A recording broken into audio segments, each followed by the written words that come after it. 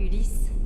Christopher Nolan signe une adaptation ambitieuse et spectaculaire de l'Odyssée, où la démesure des images rivalise avec celle du récit.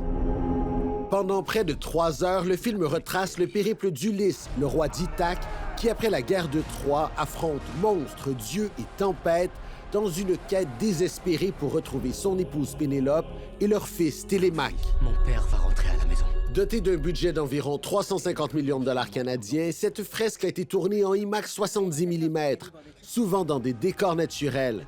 Fidèle à sa réputation, Christopher Nolan privilégie les effets spéciaux et les prises de vue réelles plutôt que les images de synthèse. J'ai trouvé qu'il y avait là des qualités, qu'il y avait des idées à l'intérieur qui étaient intéressantes, ne serait-ce que mettre un petit peu plus le discours féministe, entre autres dans la bouche de Pénélope.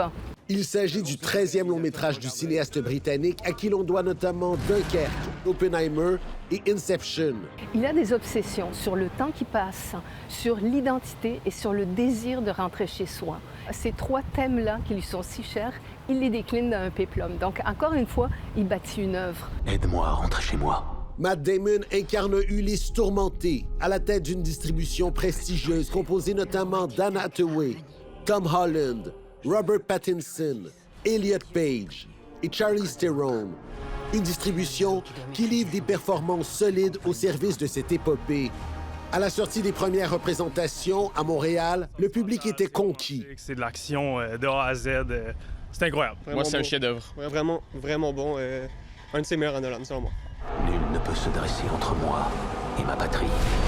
Avec l'Odyssée, Christopher Nolan redonne ses lettres de noblesse au péplum moderne et livre une fresque spectaculaire qui mérite d'être vue sur grand écran.